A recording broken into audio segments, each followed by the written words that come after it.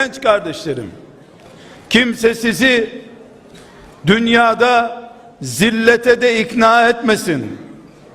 Dünyanın keyfu sefa yeri olduğuna da ikna etmesin sakın. Bu dünya Allah'ındır ama dünya Allah'ın gözünde bir sinek kanadı kadar da değerli olmadığı için Allah kendisine değersiz gördüğü dünyayı size vermeyecek. Onunla kafirleri oyalayacak. Sizi inşallah mümin, muvahhid delikanlılar, muvahhide hanım kızlar olarak arşının gölgesinde misafir etmek için bekliyor. Orada dinleneceğiz. Orada Musablarla buluşacaksınız. Orada Ömerlerle buluşacaksınız. Ayşeler, Asiyeler, Meryemler sizi bağrına basacak.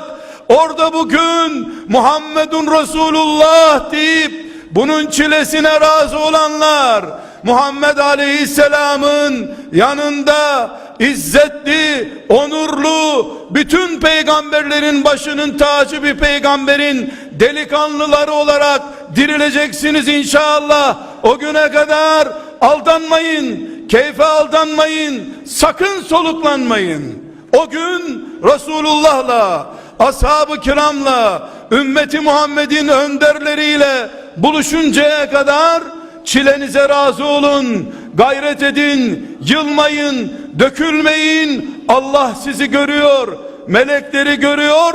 Onlar görsün, melekler görsün, sizi mücahit gençler olarak defterlerine yazsınlar. Siz kazandınız demektir. Hepimizin bu kutlu cihadı mübarek olsun. Rabbim hepimizi sonu cennet olan Muhammed Aleyhisselam'la, Asiye ile, Meryem'le, Musa ile, İsa ile, Hamza'mızla buluşacağımız güne kadar sabredebilmek hepimize nasip olsun, mübarek olsun kardeşlerim.